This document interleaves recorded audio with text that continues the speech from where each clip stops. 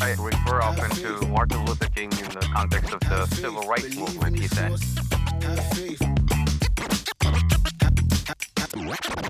He said, I have no time for the tranquilizing drug of gradualism and incrementalism.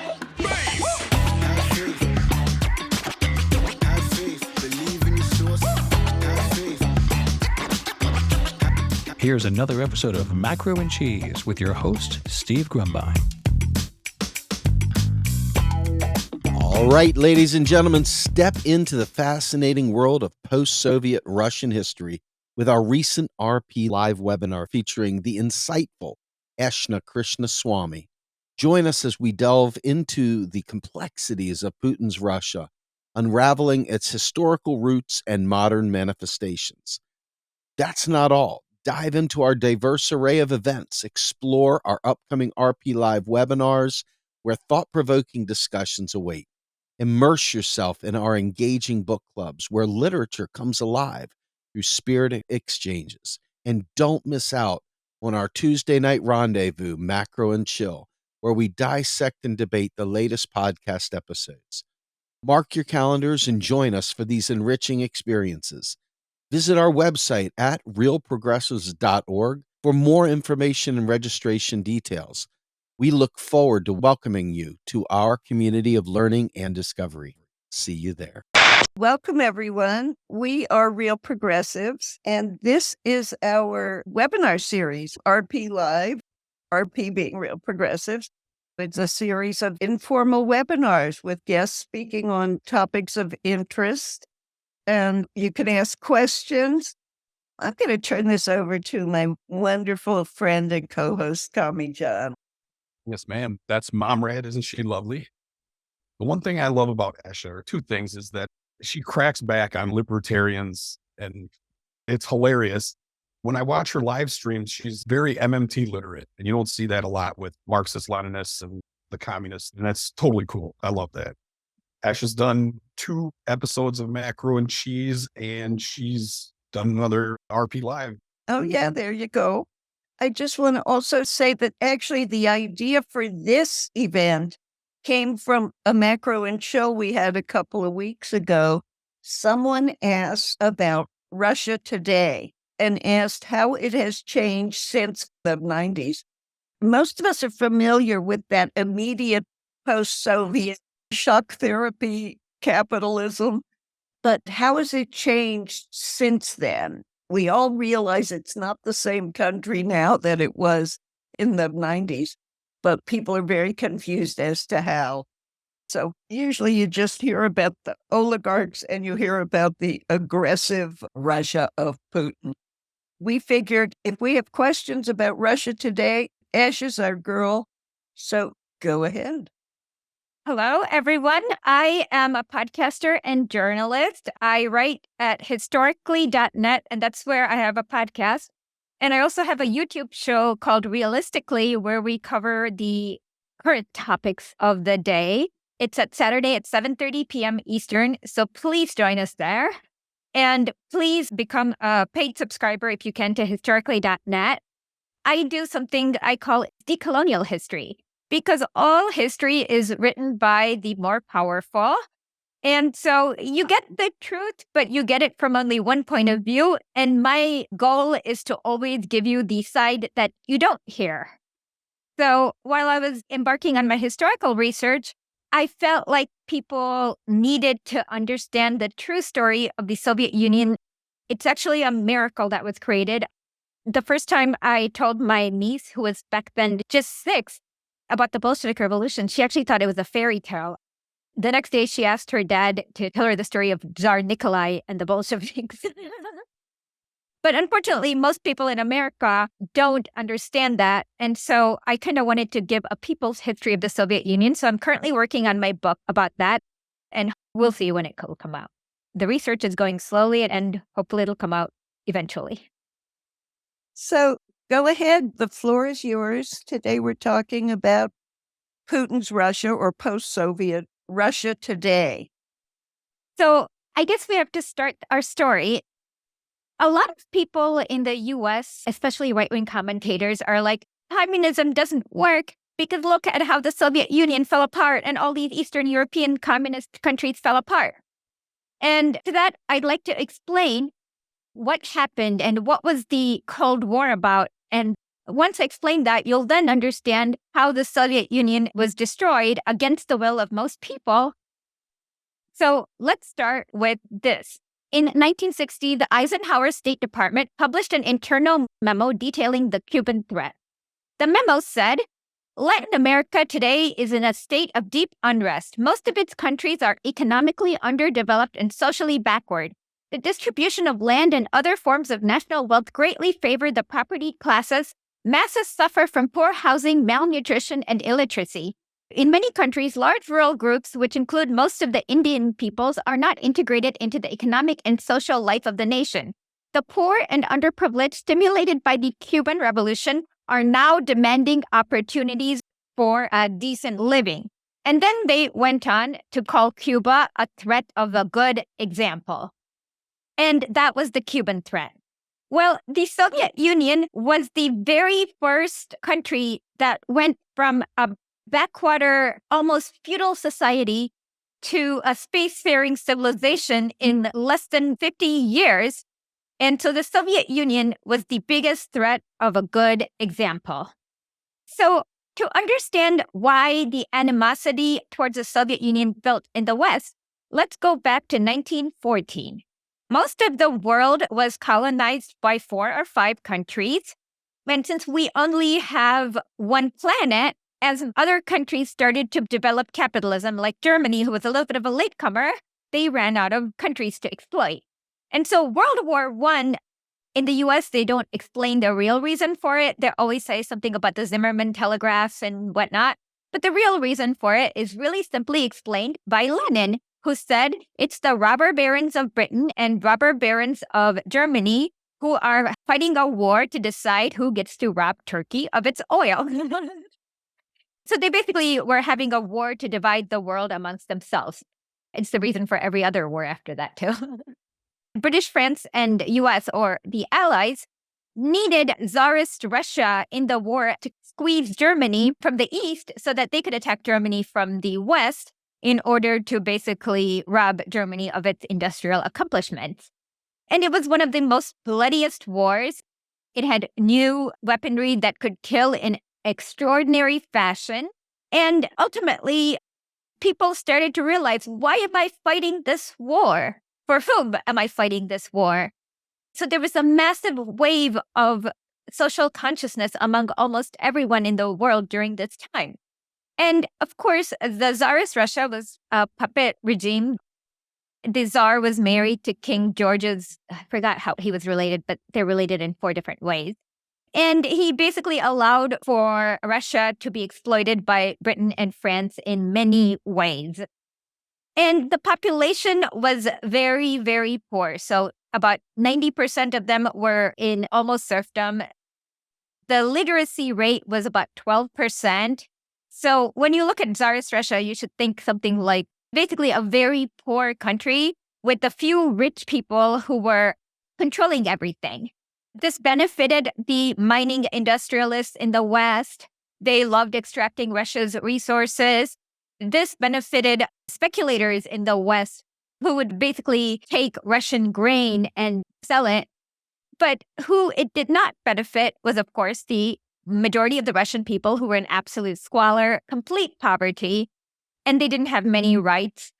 I was reading one document from 1908 where it explained that there was a factory in Kiev that required people to work 20 hours a day. I kid you not. Basically, a lot of the people were under bonded serfdom. And while they were doing that, the Tsar recruited a lot of peasants from these villages who were under utter poverty. And a lot of them were then revolutionized by the Bolsheviks. And so then they all decided, why are we fighting Germany? That's not our villain. Our villain is the Tsar. And so that's when they had the revolution. But of course, Britain was keeping India in the same kind of squalor. France had its African colonies, still does. And America was also afraid because there was a big population, mostly African Americans, or descendants of slaves that they were keeping basically in the Tsarist conditions. And so when the 1917 revolution happened, the first thing that happened was it created a panic among the elites worldwide. One of the State Department briefs that you can see is one with Woodrow Wilson, Lansing, and a few others. And they literally said, you know what's happening in Russia? It's the equivalent of our plantation plebes taking over the country. So they were really afraid that the revolutionary Russia would be a threat of a good example, which would cause all the people being oppressed by these few nations to take over the world. And this began their animosity. And it got only worse because as the Soviet Union started, a lot of these industries became nationalized. So the West could no longer exploit them. They lost a big revenue source. In fact, Herbert Hoover had a big stock in all these mines, and he was very anti-Bolshevik. But at that point in 1917, there was a bigger threat in that after seeing the Bolshevik Revolution, many soldiers all over the world just decided to mutiny. The Croatian soldiers mutinied, Bulgarian soldiers mutinied, and then German soldiers mutinied. They just wouldn't fight the war. And this caused the panic because basically this caused the destruction of the Austro-Hungarian Empire and the Ottoman Empire. So then the bourgeoisie of the West was like, okay, we're going to have to halt the war. We have a bigger problem. We can divide the spoils amongst each other. And they went on to create the Treaty of Versailles, where they split countries into whatever they want and split the colonies. This is where it all began. The U.S. elites were afraid that once they see the Soviet Union, people that they were exploiting, like in the Philippines, in Cuba, Puerto Rico, Latin America, that they called their backyard, and Haiti, will want to do the same. And they were going to lose their profits from exploitation. And so that's where they began their anti-Soviet stance. One comment. So Julie Alberding said, I have a Post-it on my wall noting a socialist surge in the U.S., so I'd remember to research it, maybe related. Yes, the socialist surge was related. Google Palmer raids. And hello, Здравствуйте, Nikolai Uporin. Спасибо. So we have a Russian joining us too. Awesome. So they had set up a lot of these countries to have quasi-fascist systems, like Bulgaria, Romania, Hungary, and Poland. And also 14 countries simultaneously invaded Russia in order to basically fight people who had nothing but hammers and sickles. The poor workers, the peasants who literally had nothing. And it was a very bloody war. A lot of people call it the Russian Civil War. I prefer to call it another world war because literally 14 countries invaded. Japan invaded from the east, China from the south, Czechoslovakia, US, Britain, Germany, Italy, France, and the list goes on in order to make sure that peasants will never be able to get a basic living and things like that. Well, to their surprise, the Bolsheviks were able to raise a big army, and they think Lenin is joking when they say, oh, he's going to raise an army of 2 million, and they ended up raising an army of 2 million people. Because if it's your children, you want your children to have food, you're going to fight no matter what, no matter how hard. And thankfully, they vanquished all the whites. Whites are exactly what they sound like. They're the Russian version of the KKK. But unfortunately, a lot of these whites ran away with their wealth. And the places they ended up in was Italy and Germany. No coincidence that fascism took a strong hold there. And many came to the US.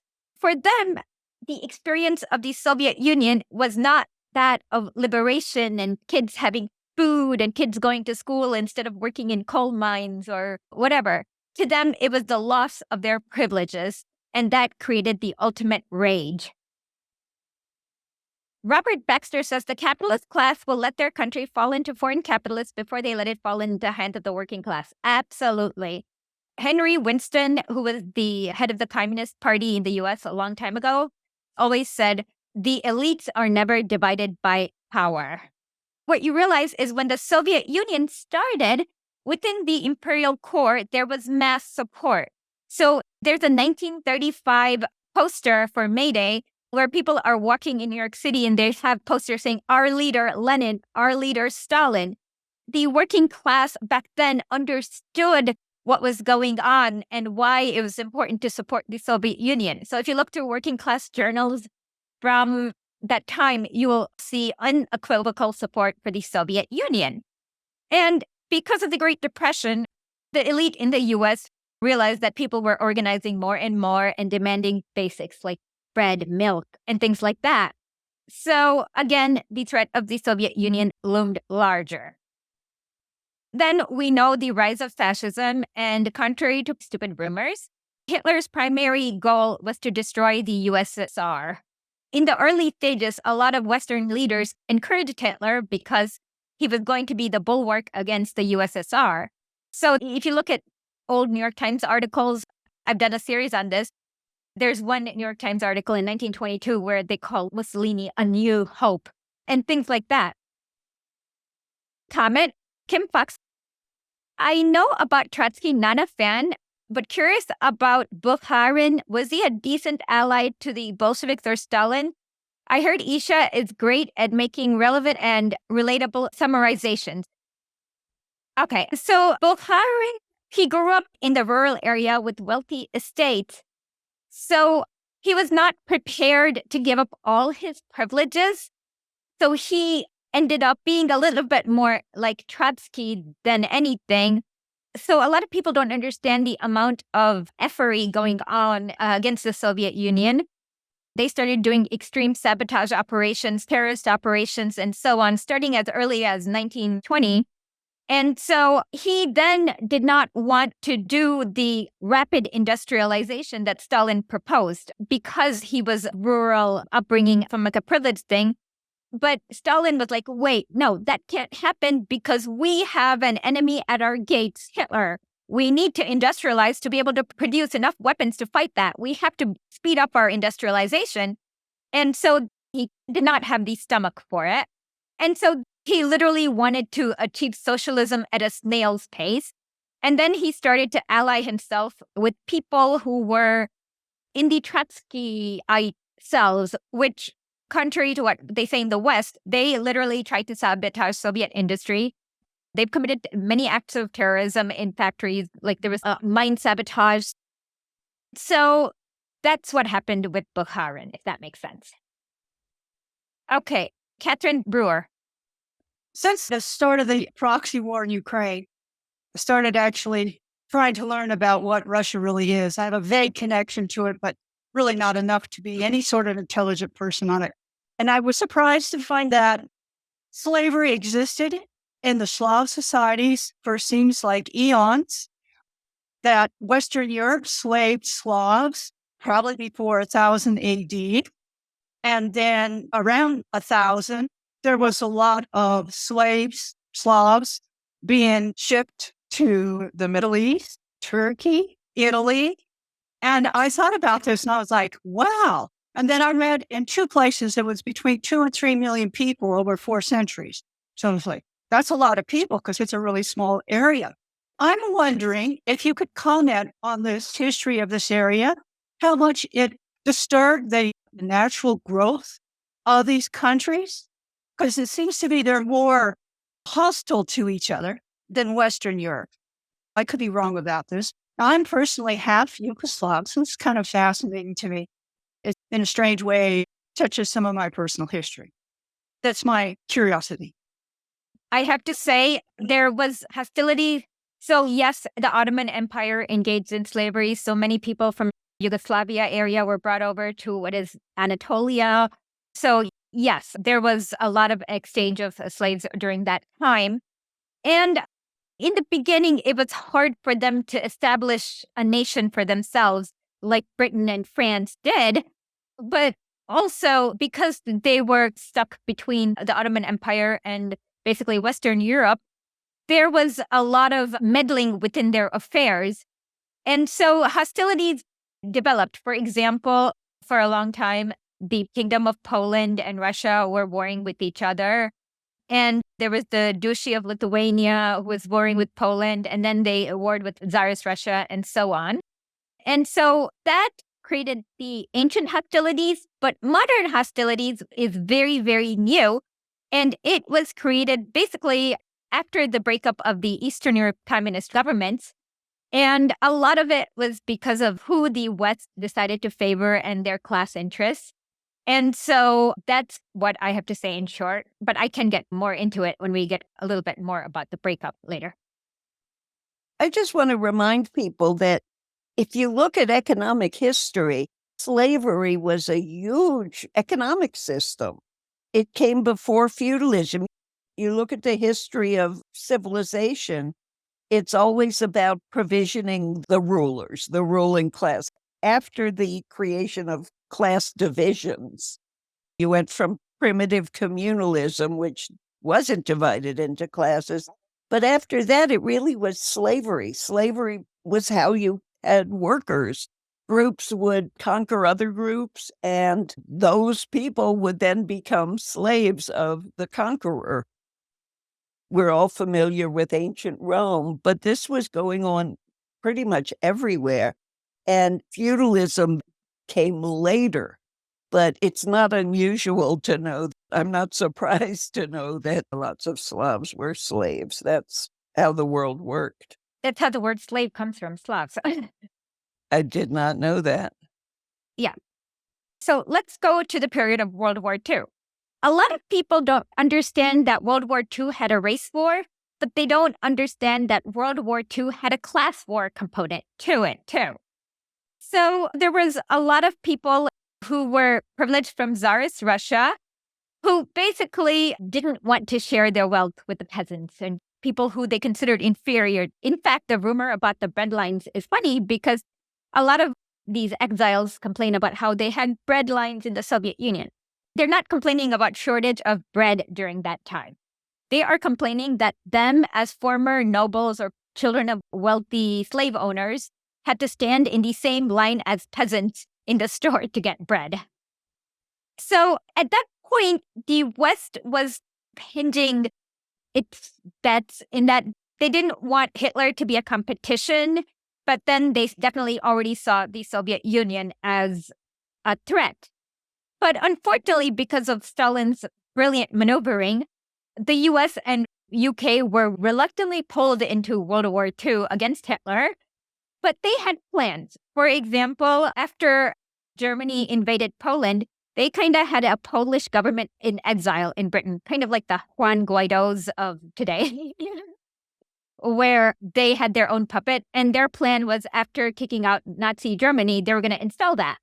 But when the Soviet Union liberated these areas, they couldn't install their governments in exiles and people like that because at that point, what you saw is that people suffered untold amounts from fascism. And these people were sitting comfortably in London, smoking cigars or whatever they were doing.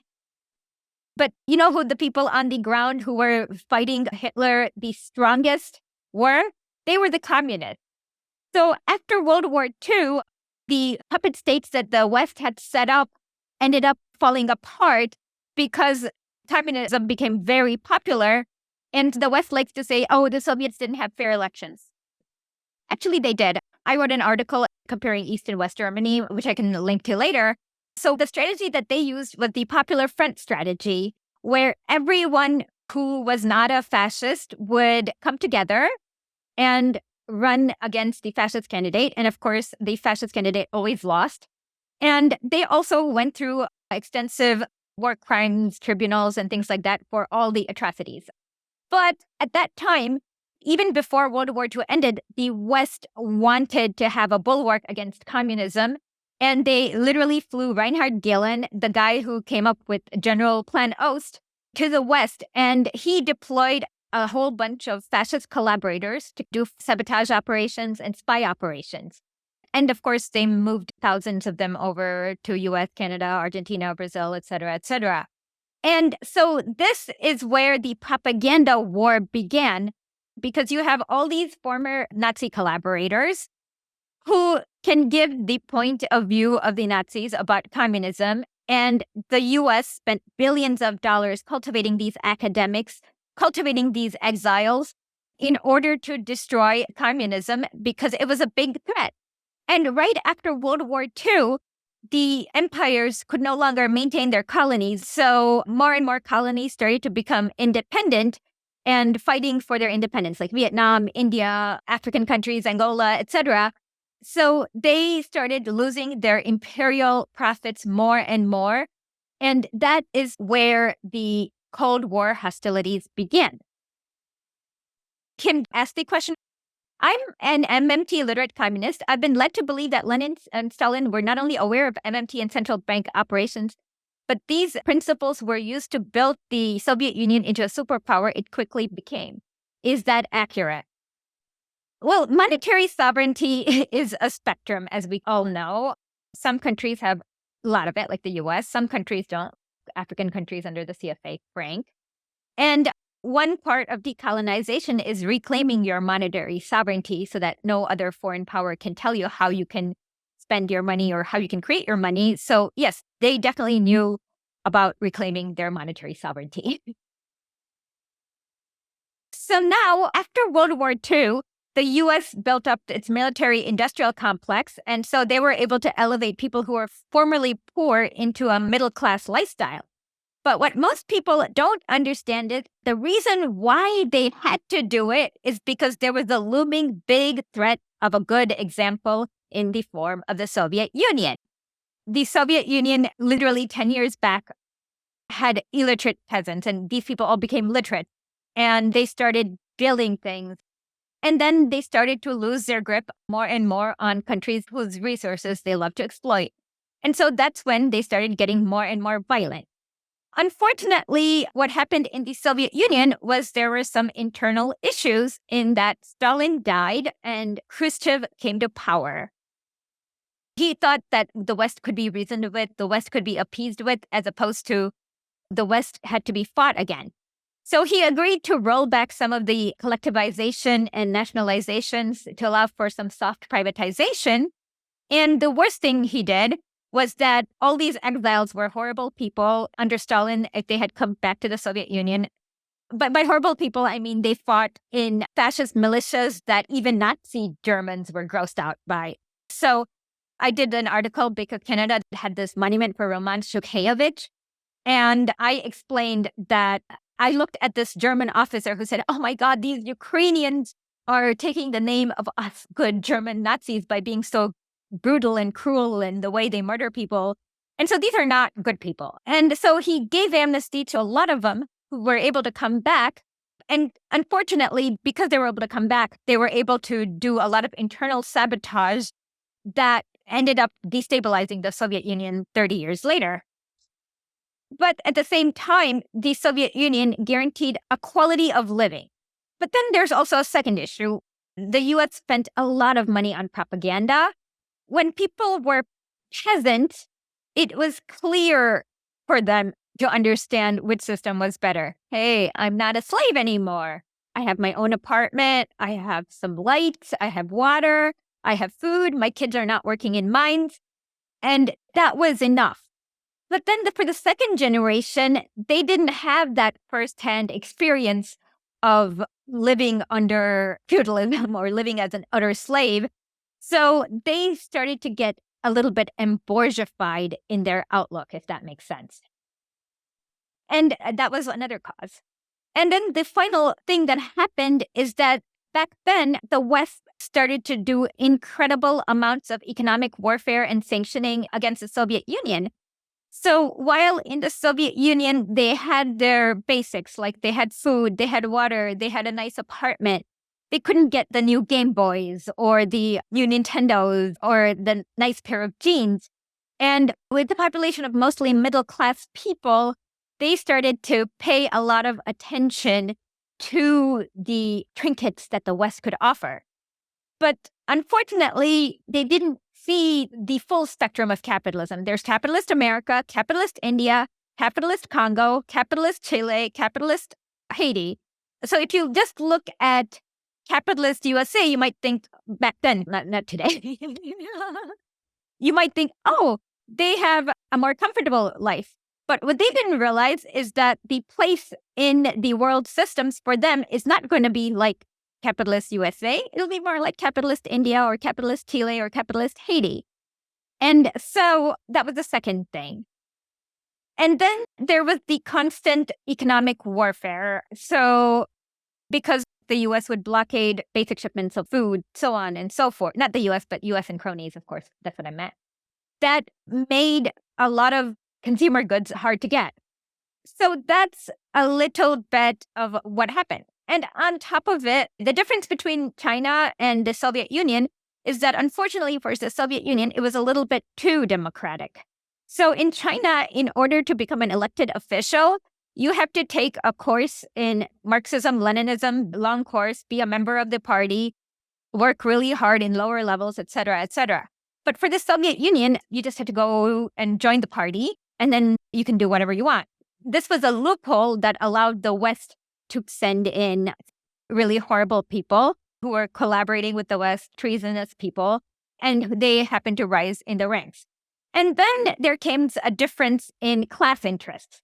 So in 1980-something, Mikhail Gorbachev's salary was $28,000 a year. And so when he died, his net worth was $90 million or something ridiculous like that. And so for him, he was looking at how he was going to benefit without the Soviet Union, and Yeltsin also. And so those were the factors that led to the fall of the Soviet Union. They needed to have a people's army. And because of World War II, 27 million people died, and they couldn't have that kind of ideological people's army like China could maintain. They were more functional army as opposed to ideological people's army. And that was what happened. And so in 1991, as we all know, the three stooges, Yeltsin, Shukevich, and the guy from Ukraine, whose name I can't remember right now, basically went into a back room and illegally dissolved the Soviet Union against the will of people. And on this day in 1991, there was a referendum about the Soviet Union where everyone get to vote on whether they wanted to keep or not keep the Soviet Union. In Turkmenistan, 97.7% wanted the Soviet Union. In Azerbaijan, 75% wanted it. In Russia, literally overwhelmingly, 76.4% wanted the Soviet Union. So it was illegally dissolved against the will of the people. And what's very telling is the very first thing that Yeltsin did after he secretly dissolved the Soviet Union is he called George H.W. Bush. And with that, the U.S. used its soft power and hard power to get the Soviet Union legally dissolved against the will of the people in the UN and began to install its own collaborators, a lot of them who were overwhelmingly fascist, especially in the Baltics. So during that time, you can see things like removing all these Soviet monuments. They were removing the monuments to these soldiers who were fighting Hitler with literally nothing and exchanged it for monuments to Nazi collaborators. On top of that, the U.S. just moved in and enacted the shock doctrine. So the shock doctrine is basically privatization, austerity, et cetera, et cetera. So you understand how bad Yeltsin was. This is Yeltsin's press secretary, the guy who is paid to make Yeltsin look good. He said Yeltsin's thinking is primitive. And Yeltsin basically ended up being a drunk stooge. And what you saw was that they started to privatize. And one of the Yeltsin's deputies called it economic genocide.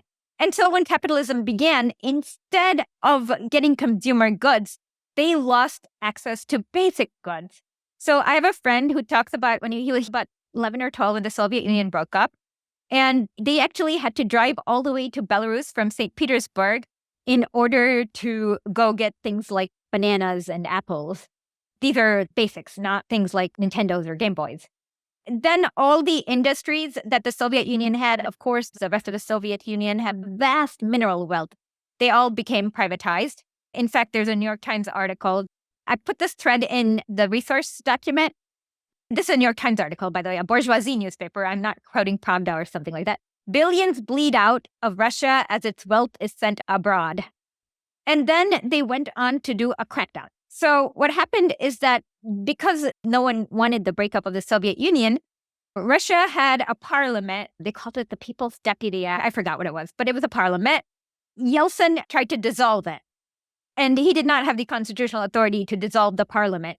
Nope, we're not going to approve of it.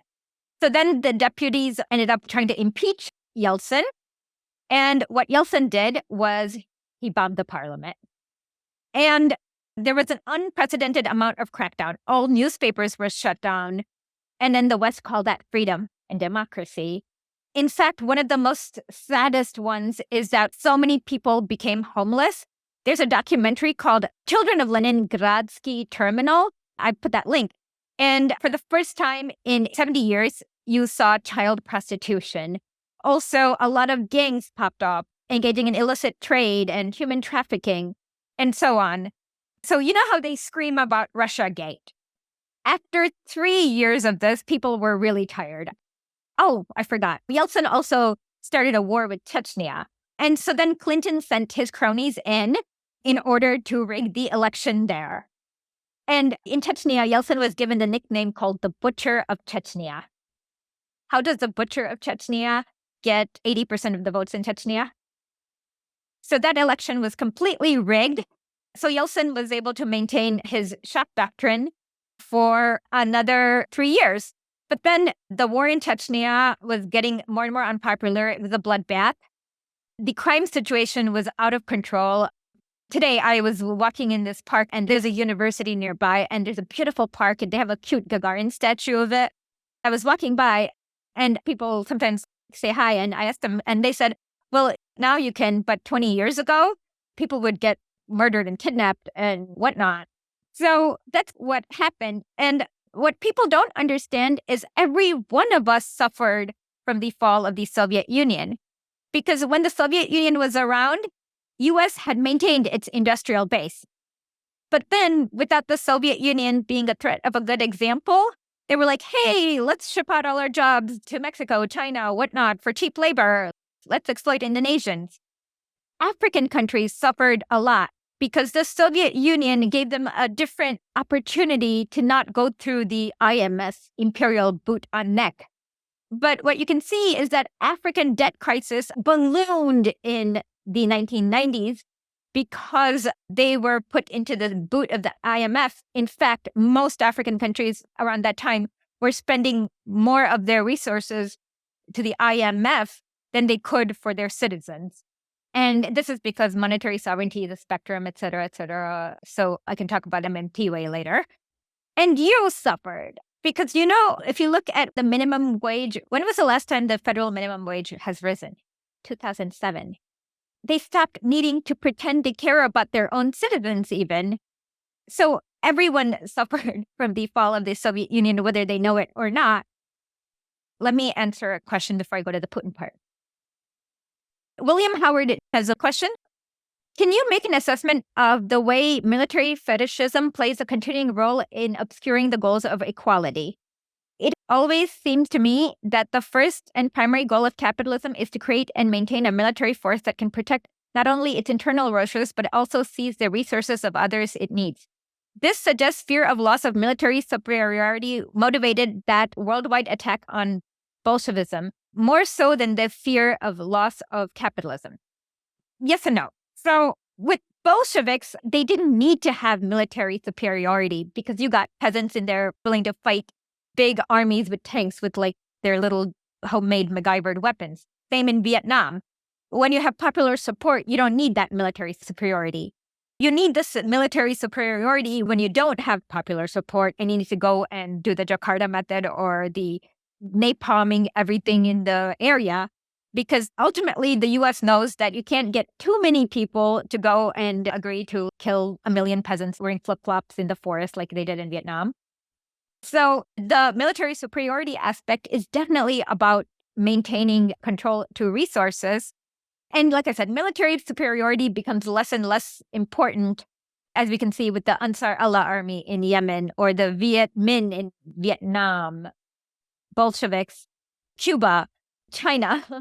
And so, yes, without the U.S.'s military hegemony, they can't actually steal that much of other people's resources. This is a good question. You are listening to Macro and Cheese, a podcast by Real Progressives. We are a 501c3 nonprofit organization. All donations are tax deductible. Please consider becoming a monthly donor on Patreon, Substack, or our website, realprogressives.org. Now, back to the podcast. So now we're at around 1998 and 1999. People started to become even more unhappy, and there was immense poverty, crime. It was basically hell on earth. That's how most people described the 1990s in Russia. At that point, the US and UK and the Allies were worried about the Communist Party coming back to power. So they wanted basically a sober Yeltsin. And this one, I actually don't know how Putin managed to do it, but Yeltsin was facing a second impeachment over his bloodbath in Chechnya, and he lost the support of many of his allies. And on New Year's Eve of 1998, Yeltsin made this really bizarre drunk speech where he handed over power to Putin as prime minister. Well, the very first thing that Putin did as prime minister was he flew over to Chechnya, negotiated a ceasefire. Chechnyans later negotiated a peace, ended the bloodbath in Chechnya. That itself put him on the, he's not going to be a sober Yeltsin. Then, after that, he issued a ban on all new privatizations of industries. So under the Yeltsin era, whatever was privatized, they could stay that way, but nothing new could be privatized without permission from the Duma and things like that. So that stopped the billions from flooding out. He basically turned Russia into something like Norway, like a social democracy. So they weren't able to build up the industries that they had under the Soviet Union. But what Russia does have is a lot of natural gas, a lot of natural resources. And they were able to create a social democracy with a protection net and savings for its people. And then they worked really hard. This one, I don't know how, but they managed to get rid of all the CIA infiltrators. And then since some employees weren't getting paid and people weren't getting their pensions, they restored all the social safety nets. This was the early sign that Putin was not going to be playing ball with the West. But the real issues happened more in the international arena. For example, the US wanted their coalition of the willing for Iraq. Russia was like, no, we're not going to do that. That was the first sign. And one funny thing is that Bush said something about Chechnya. Putin said, maybe you should stop sending CIA agents to destabilize Chechnya. And Bush jokingly said, why don't you send us proof of that? And the next day, Putin sent proof of CIA agents destabilizing Chechnya. And magically, all the terrorism stopped in Chechnya right after that. So right now, the president of Chechnya is Ramzan Kadyrov. His dad, Ahmed Kadyrov, was the leader. And he was a very conciliatory leader. They negotiated some kind of autonomy for Chechnya, but also development. He mysteriously died in a bomb probably planted by the CIA. That made Putin very popular because he gave people basic security, basic social benefits, a lot like how Norway works right now within Russia. But outside of Russia, the West didn't have what it wanted from the breakup of the USSR. They wanted a compliant puppet state that would vote however the way it would in the UN Security Councils, et cetera, but that never happened. And another thing is that the last year of Yeltsin, extreme poverty was at 40%. Now it is less than 1%. Then Russia started to assert itself in the foreign policy ring. And one of the first issues that made the West really angry happened under the Obama era. So the West was having a bunch of color revolutions with what they call the Arab Spring, but it was obviously a whole bunch of color revolutions. That's when the Syrian civil war happened. And so the West really wanted to destabilize Syria. Syria was being destabilized by the quote-unquote moderate rebels who were neither moderate nor rebels. Then basically the Russian army came and got rid of the ISIS and the moderate rebels. And so that's when the real propaganda amped up. But around the same time, the West started expanding NATO. No matter how much you nuance cuck James Baker promised Gorbachev that the NATO will not go 1 inch past the Berlin Wall. They went miles and miles and miles, thousands of miles inside up to Lithuania and Latvia, right at Russia's doorstep. And then Russia started to work with more African countries on different projects, which threatened the hegemony that the West had in Africa. And a lot of people in Africa, in Mali, Niger, Burkina Faso, who are going through almost a renaissance right now, are able to do it because of the joint training that they've done with Russia. That's where the hostilities come from. Because if somebody's a really cruel, brutal dictator like Yeltsin, they'd love him because he's doing everything they want. But when somebody is actually working on the interests of his people, like Gaddafi, Assad, even Saddam Hussein towards the end, that's when he becomes a brutal dictator. So, question from Julie. Wondering about Putin renationalizing some industries. I've seen videos about that. Seems good to me, but he's tainted as a supervillain. Is that Western propaganda? Is he actually terrible? So he did renationalize a lot of industries, especially after the start of the military operations in Ukraine. And it's good. Russian industry is flourishing. Russian economy is doing better than ever. He's painted as a supervillain in Western propaganda because who controls the media? What is the perspective?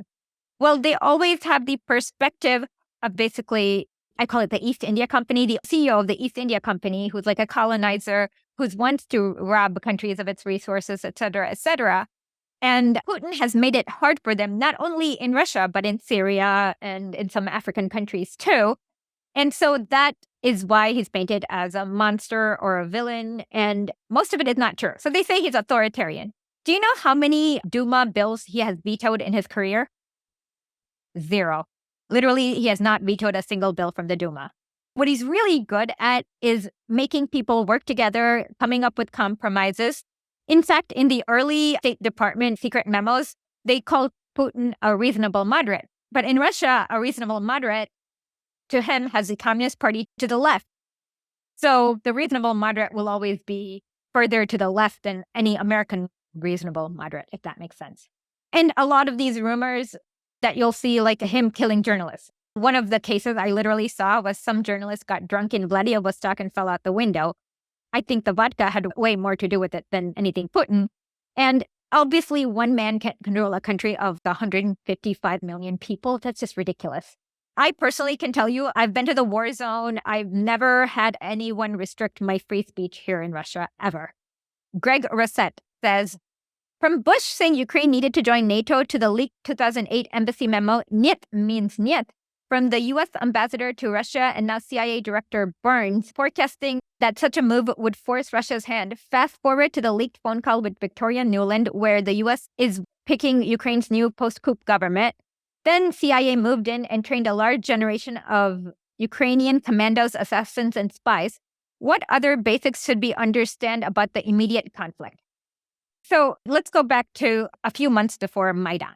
Ukraine had Viktor Yanukovych. He was different than the other Ukrainian leaders. Ukraine is one of the most multinational states ever. It was a seaport, so it has literally a Bulgarian community. It has a Moldovan community, a Hungarian community, a Serbian community, Tatars. It even has a Korean community, believe it or not. So it is one of the most multi-ethnic nations ever. It also has a large ethnic Russian community who mostly live in the east of Ukraine. And Viktor Yanukovych was from the Donbass area. And what happened is that they were trying to get Ukraine into the grips of the IMF and the European Union trade agreement. Well, everyone knows what the IMF does, privatization, austerity, et cetera, and then it goes into a vicious cycle. So then Yanukovych looked at that, and then he went to Russia and says, hey, do you guys have another trade agreement for us? And the Russian trade agreement was actually way better in that they were given a big fuel subsidy in oil, and they didn't have to engage in any extreme opening up their markets and privatizations, et cetera. But then you got these people who started to protest Yanukovych for actually having a better deal for Ukrainians. And that clearly came from the CIA or the NED, actually, National Endowment for Democracy. And then the protesters just got more and more violent. They started torching offices of the Party of the Regions. They started burning things, attacking people based on their ethnicity, and so on. Well, what's really interesting is that the month before the coup that ousted Yanukovych, he actually increased pensions and minimum wage and had gas subsidies for everyone. Well, who's going to be like, hey, I want to be poor. I want to have a lower minimum wage, less pension. Who's going to protest for that? At that time, Maidan happened, and it was extremely violent. While they show you the Maidan protests with McCain and Chris Murphy and all the other horrible people, there was a bigger anti-Maidan protest that wanted Yanukovych to stay in power and wanted him to direct the economy in the way he was going. They were violently beaten down. A lot of them came from Sevastopol, which is in Crimea. And then these Nazi battalions just set the bus on fire, killed thousands, et cetera, et cetera. Then what happened is that the Ukrainian army itself in Crimea did not know what was going on. All they heard are these psycho Nazi battalions torched a bus. And we sent 8 buses over to Kiev and only 4 came back. And so the Ukrainian army itself blockaded the isthmus in Crimea. And that's when they had a mass meeting in Sevastopol. And it was actually one of the most democratic things. Everyone came to these town halls and everyone's like, we need to have a referendum. We don't want to live with these psychos, et cetera, et cetera. There's an interview I have on Twitter somewhere with the prime minister of Crimea who says, how can you live with the country with these like Banderites? No sane person will want to do that. And that's when the Crimea had a referendum. And after the referendum, Russia wasn't like, no, we'll reject you. They were like, okay, come and be part of us. Well, seeing that, people in Donetsk and Lugansk also don't want to have lower pensions ruled by psychotic Nazi child rapists. I wrote an article for the Grayson about the Tornado Battalion. Look it up. It's like horrific. The crimes they did is overwhelming. So they also formed their own militias and they were starting to fight because who wants to be ruled by these extremely disgusting Nazi battalions who have no limits on their decency and they are willing to torture, rape, maim, kill. When I went to Lugansk, I've seen many, many mass graves. It was a bloodbath. But Russia didn't interfere at that time. 8 years of that went on. And only when Zelensky came into power and the West was coming at the Don River, amassing hundreds and hundreds and hundreds of thousands of troops there, that's when Russia was like, okay, this is going to be a genocide. Even then, Putin didn't really want to go to war at that point. But his party, which is United Russia, and the Communist Party united and formed a bill in order to recognize the Lugansk People's Republic and the Donetsk People's Republic, which kicked in some old former obligations. And he reluctantly actually joined the war. Most people say, well, he invaded Ukraine. No, these areas, they don't consider themselves religiously, ethnically, linguistically Ukrainian, but they were trying to save their lives from these extremely violent fascist battalions who, if you were to look up all the crimes that they've done. So in my YouTube channel, I have a mini documentary about the library of Mariupol. Oh my God, it's unbelievable is what I'm going to say. And so that's what people don't understand is that they were being bombed. Petro Poroshenko says, oh yeah, their kids are going to hide in basements while our kids are going to go to school, et cetera, et cetera. And there was untold amount of violence inflicted upon these people for 8 years before the special military operations. The second question, is it simply about capturing the resources and agricultural wealth of Ukraine, or is the real goal of imposing upon Russia? The West's goal is both. So one of the first memos that you can read on WikiLeaks from the State Department is that Ukraine has natural resources. And so it's a little bit of both. And what's the spectrum of the Russian working people perception of these events and their own future? So it seems like the closer they are to the front lines, the more they support it. A lot of people in St. Petersburg have a distant perspective. It doesn't affect them too much, so they're not pro or against it. But as they get closer to the front lines, you'll see that people in Rostov-on-Don or things like that, they've seen a lot of this going on, so they support it more. I see a lot of hope in Russia. People have a lot of hope. Is there much propaganda in Russian today, or the facts coming out of the West bad enough on their own? I don't see much anti-West propaganda, but ultimately, you don't really need to, because the truth is pretty bad enough. Like, look at all the horrible people they're arming. Anonymous attendee asked, so Putin is not dead? No, he's not. Have you personally seen proof of life? Unfortunately, no. What do you make of the implications by the U.S. that the political class that Putin's Russia is communist, or he's trying to revive the USSR? He's not trying to revive the USSR. Basically, he has two goals: keep Russia like it is and keep the West out. How does this square with Tucker Carlson's interview where he says that he wanted to get into some big West club, but they kept on treating him as the same Soviet outsider? But along with what you said about Putin being more willing to push back than Yeltsin, how should we fit it together and interpret these claims? Putin, when he came, he definitely wanted to have a peaceful world with the West. He wanted to not engage in a second Cold War, so he tried compromising. But the West does not compromise. They only know how to attack and war and things like that. So then he ended up evolving his position over the years from that. So when he was young, bushy-eyed, naive, like in 1999, yeah, he thought he could maybe do a compromise and say, hey, this is your turf. This is our turf. Let us live like we want. You can do whatever you want. But that didn't happen. And then so his stance evolved more and more until he got to where he now calls the leaders of the West the devils. Last year, he called them devils, literal devils. So based on what the West has done, his position has changed. Elena sent a really good question in an email to us. So since she mentions the whole BRICS, quote unquote, de-dollarization stuff in her email, we should do that before we go to the next question here. Hi, everyone. Hello. So my question is a little bit complex, or actually just a statement that I would like you to comment on. I'm listening. Okay, so there are so many YouTube commentators that are supportive of all SMO and praising the multipolarity and de-dollarization. And all of them are praising Elvira Nabiullina. You know her. She's the head of the Russian Central Bank. So, however, her monetary policies are objectively ultra-liberal and bottom line pro-Western.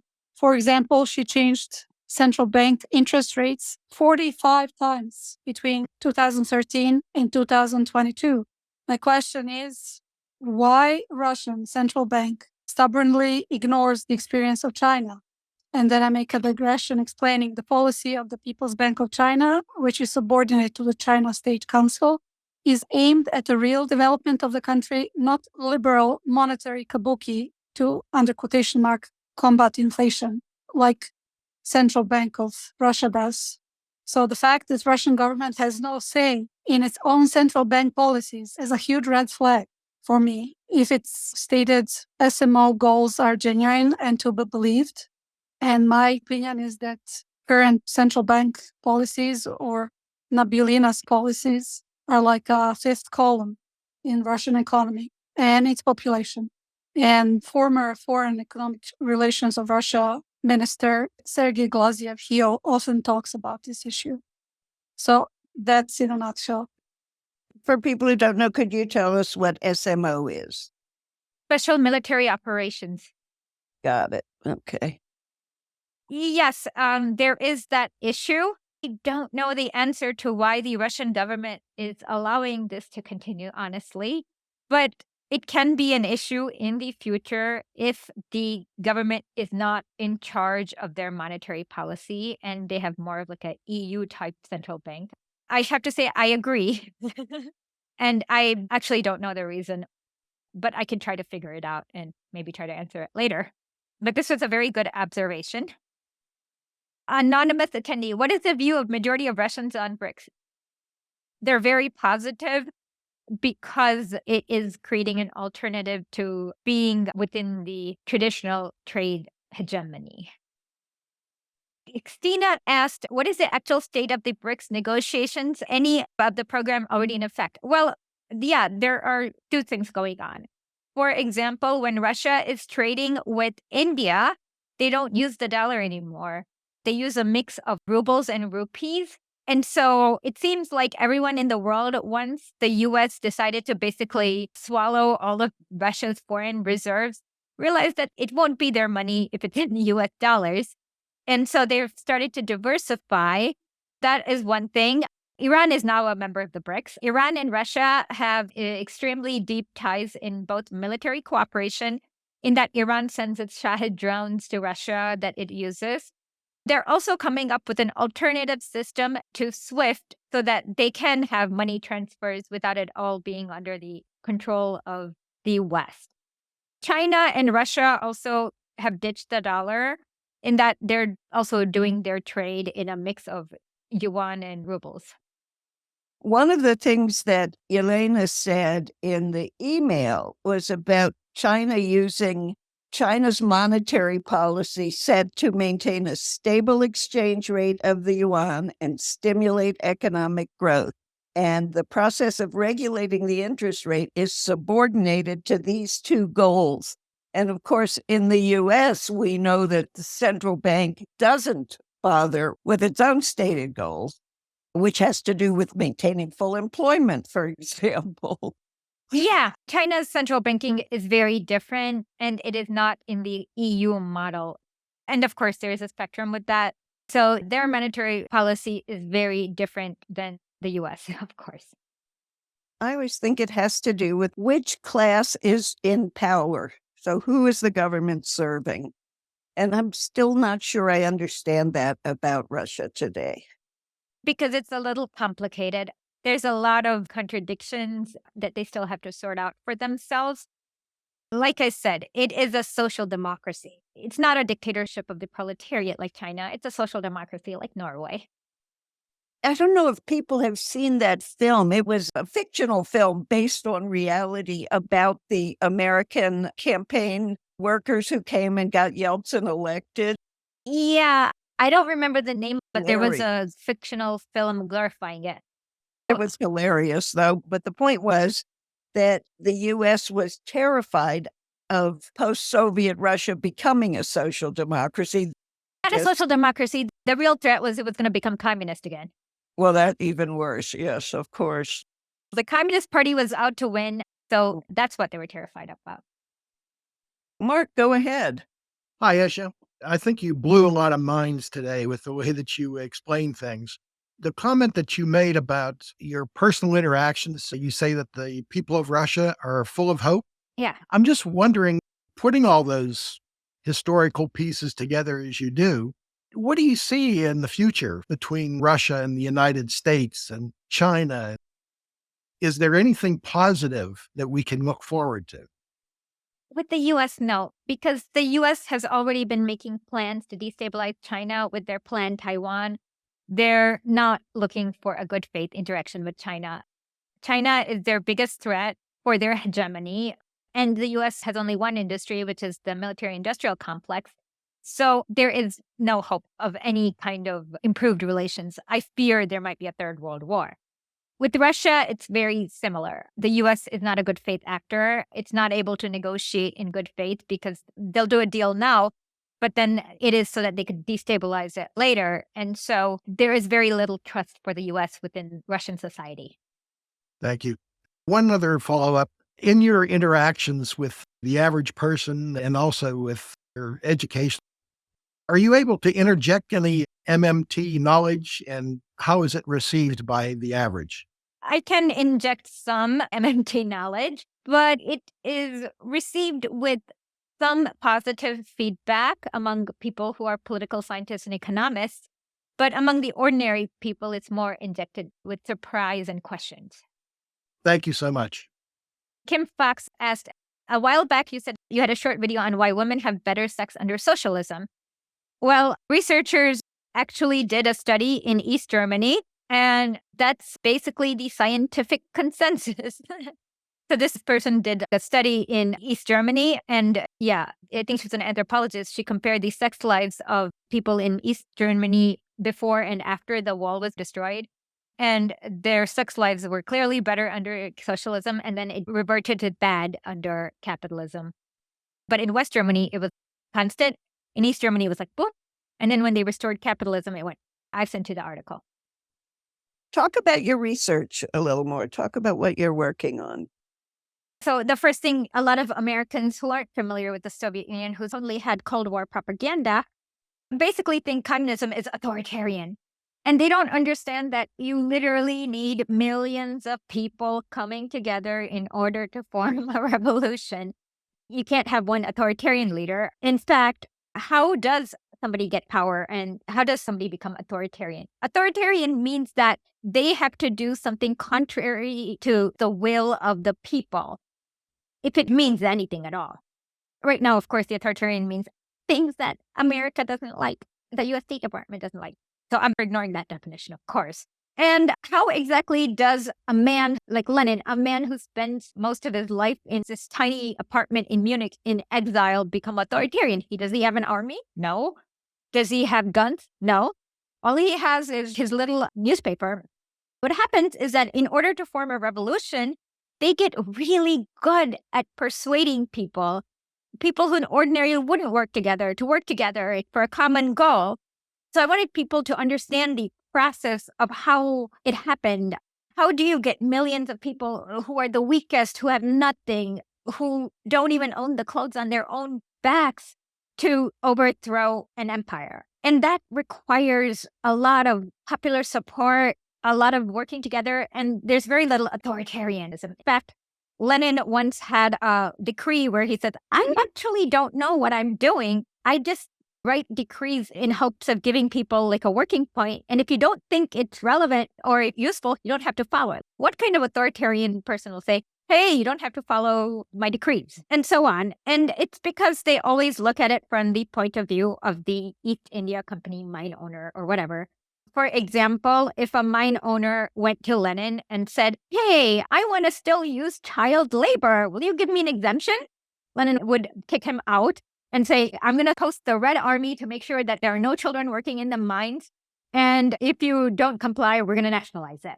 So that's kind of why the idea of the USSR being one single authoritarian head with all these victims came to be. And I kind of want people to understand so they can use it as an inspiration to strive for a better world. And so that's why I'm writing my book.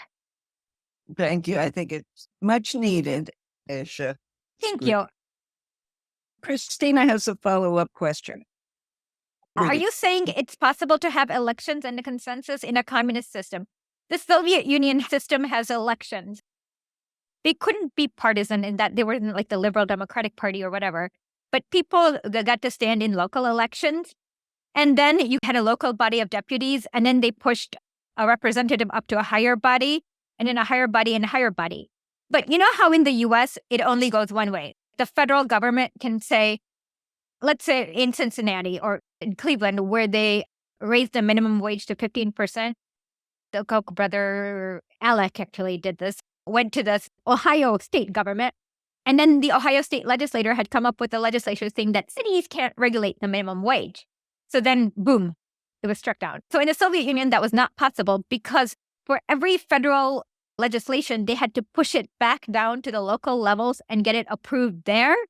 And local legislation, if they wanted to get implemented in many areas, they had to push it up.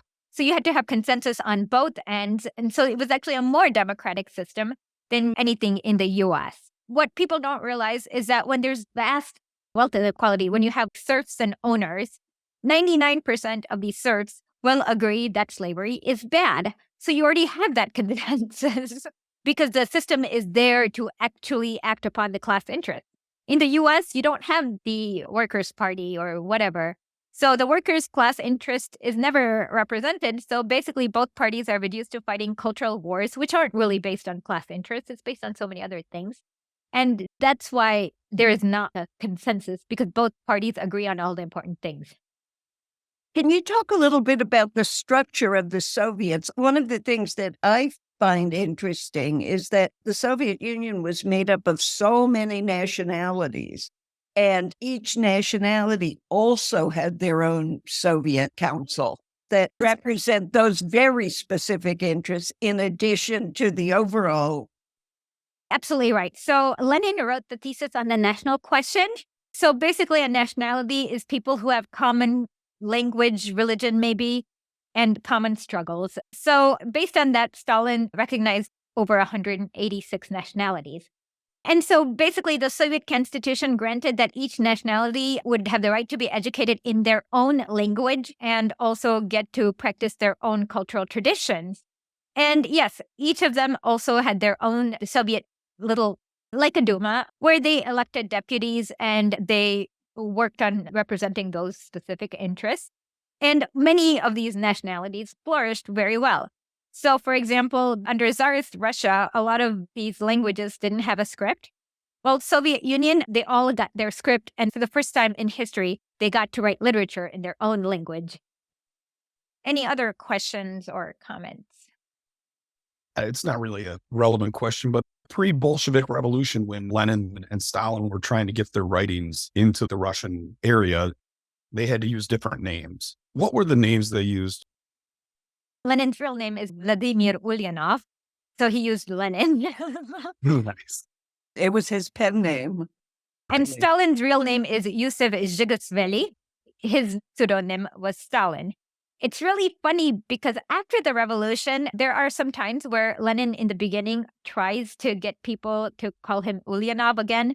So he signed some decrees like Ulyanov, and then it ends up being a logistical nightmare because people are like, who's Ulyanov? Why am I going to obey this decree? And then he had to go back.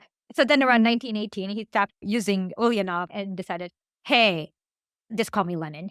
And Stalin never even tried to go back to Zhigashvili. He's like, okay, fine, you can call me Stalin. That's awesome. Hey, John. Hey, yeah, I missed those call-ins. Well, I'll restart again very soon, okay? I'm looking forward to that. You were bringing up towards the tail end of the Soviet era, you had that younger generation that wasn't born into that milieu of remembering what the poverty was like pre-1917 and the contrast with the poverty in these capitalist places. And they said, we want designer clothes, we want fashionable things, we want consumer goods, and thinking that's what they're going to get. I wonder if you could describe, when you've spoken to people that lived through that transition, what they were expecting versus what they got, a little bit more of the kind of daily experience of that crisis during that really dark period that ordinary people actually encountered versus what they expected to encounter. So I've interviewed many people. Most people I've come through were like of this. We really, really did not want the breakup of the Soviet Union. We really knew it was a disaster. We hated it. We tried to fight against it, but we couldn't. And we had to cope with this, is what the majority opinion is. These were people who were in their like 20s to 30s during that time. But then you get a little bit younger people. Literally one lady said, I can't believe we sold out our country for an effing pair of jeans. And then she's like, if I could go back in time, I would do everything differently. So majority of the people really did not want the Soviet Union to break up, and they knew what was going to happen.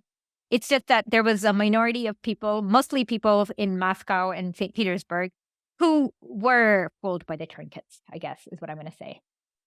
I think people don't realize the kinds of services, the kind of life that the Soviet citizens had.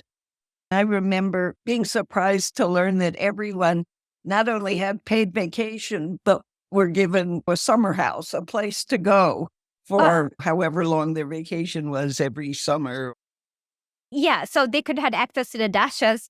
It was like a timeshare where they could go wherever, and yeah, paid vacation. Also, there was a jobs guarantee. Everyone had a right to be employed. So if you didn't have a job, you'd just go to a government place and say, I need a job, and they'll find it for you. Thousands of things like that. Well, a lot of Americans don't understand it because they listen to children of Banderites who are like, oh my God, Stalin oppressed my dad for exterminating an entire village or whatever. And so they can't contextualize the information they've gotten. Yeah, it's ironic. A lot of the criticisms are, oh, you like the Soviet Union, everybody starved there, when they actually eliminated poverty and malnutrition. Yes, there was a period in time during World War II where everyone starved because the Nazis lit fire to all the crops. And then there was the 1932 famine, but that was a famine not just in the Soviet Union, it was in China and some other areas. It was because of the weather and then the fungus that affected plants. That is not the fault of any human being. That's more like an act of God. And the modern propaganda loves to blame Stalin on that. And it's like, he can't make it rain. Holodomor. Yeah, exactly. And that's even made up by a Ukrainian exile. So it comes from smerti at golod, which means death from hunger. But sometimes when the word starts with a g in Russian, in Ukrainian, it's like a h. And so in Ukrainian, it's like halod. So then some exile in 1970 something was like, let's call it Holodomor so that it sounds a little bit more like the Holocaust. And the crisis was made worse, of course, by the kulaks burning all the crops and killing all the animals in order to fight the collectivization. And tell people who the kulaks were. So the kulaks were like loan sharks. So right after feudalism ended, feudalism didn't really end, but most slaves were like, you're free, but they don't even own the clothes on the back. And so if they had like a little plot of land, everyone needs a horse or a cow to actually work that land in order to grow stuff.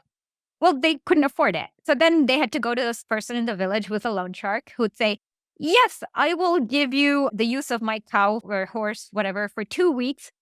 Of course, a peasant who has nothing, not even the clothes on his back, can't actually give anything as collateral for the loan. So they're like, okay, you're going to give me corvée labor. Corvée labor is unpaid labor where you work the kulak's land. And of course, 2 weeks in Russia where the growing season is very short is a big thing. And then so what happened is that he couldn't get enough crops the next year in order to meet the interest. So then he'd have to go back to the kulak and say, hey, kulak, can you give me a second loan? And then they're like, oh, no, 4 weeks. And then pretty soon they foreclosed upon his land and he didn't have any land and he was back as a serf. It's like the debt slavery in the U.S. right after the Civil War. And so kulaks were basically these loan sharks that exploited the peasantry in the worst way. And they're called kulak because kulak means fist. And so the idea was that imagine a peasant is a lemon. So they literally squeeze the juice out of the peasant. And that's why they're called kulak. They're like the IMF. Exactly. They're exactly like the IMF. I thought kulaks were just the wealthy landowners. They were a specific function in that they were the loan sharks who exploited the peasant. One of the things that I didn't realize was Khrushchev was basically the start of the fall of the Soviet Union. A lot of people say that. I can't say I disagree. Yeah. But one of the things that he did was the collectivization of agriculture. They had like collective tractors and equipment. Stalin did that. But then Khrushchev changed the system. Am I right about that? Yeah, he ended up rolling back a little bit of it, not completely. So he privatized some of it. Right. And it just made so much sense. You have a bunch of tractors, and when you need them for your land, you go and check it out of the library. Exactly. Yeah. Cheryl Von Epps wants to know how we can find you. Historically.net. That's where you can find me. And I will provide a link to my YouTube channel. We're going to amp up more content. Our next is our mini documentary about fascism. That's how you can find me. Thank you, Cheryl Van Epps. Esha, we're going to be doing a book club. We have one coming up on the Communist Manifesto, but after that, we're doing State and Revolution. What people should understand is State and Revolution is not really about how to build a state and have a revolution. It's basically Lenin trolling Karl Kautsky and explaining why he's wrong and how much he sucks. So be prepared to laugh a lot. He literally calls Karl Kautsky a goat or so who's chewing his cud or something like that. But it's very funny. He's a good writer, Lenin. And he's very funny with his insults. Thank you so much for being so generous with your time. We've gotten so many great responses in the chat. And anyone who's not familiar with us, again, it's realprogressives.org is our website. Macro and Cheese is the podcast, and it comes out every Saturday morning. A lot of economists, a lot of international guests. It's really useful and fascinating and a real mixed bag. You can find all sorts of great information on our podcast. So we're going to say goodbye. Thank you, everybody. It was awesome. Thanks. Bye, y'all.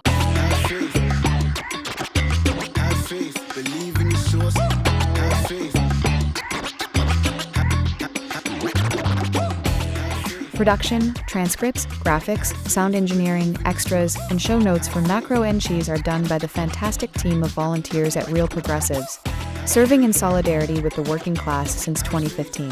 To support our work, please go to patreon.com/realprogressives, realprogressives.substack.com, or realprogressives.org.